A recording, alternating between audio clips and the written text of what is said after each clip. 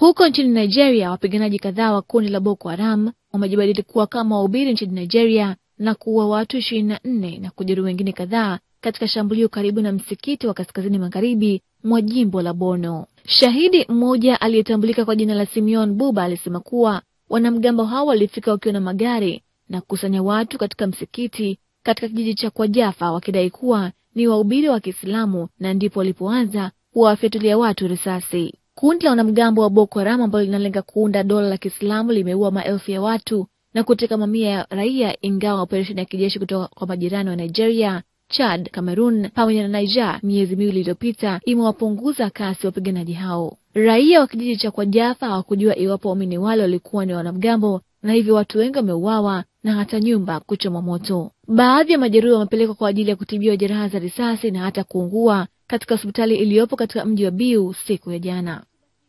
Tubakie huko kwa magharibi mwa Afrika na sasa tuelekee nchini Mali ambako vikosi maalum vya Ufaransa vimemwokoa mateka raia wa Uholanzi aliyetekwa na kundi mshirika wa kundi la Al-Qaeda nchini Mali kwa zaidi ya miaka mitatu katika operesheni kubwa iliyosababisha mapigano makali kati ya wakozi hao na waasi. Wizara ya Ulinzi nchini Ufaransa imetangaza kuwa Jack Rijke ambaye alikuwa ni kondakta wa treni alitekwa nyara wakati alipokuwa akitembelea mji wa Timbuktu nchini Mali mwezi Novemba mwaka 2011 na sasa ameokolewa wakati wa hatua za kijeshi zilizofanywa na vikosi vya kijeshi maalum vya Ufaransa. Wakati huo rais wa Ufaransa Francois Hollande katika ripoti iliyotolewa amesema kuwa Jike amehamishwa katika eneo salama na kuwa baadhi ya watu wanaotumiwa wa mambo ya kigaidi wameuawa wakati wa juhudi za uokoaji. Pia alisema kuwa majeshi ya Ufaransa yalikuwa hayajui uwepo wa mateka kabla ya operesheni dhidi ya wanamgambo hao kaskazini mwa nchini Mali, kaskazini ya mbali karibu na mpaka wa Algeria. Naye waziri wa mambo ya ndani nchini Uholanzi Bart Koenders amethibitisha kuwa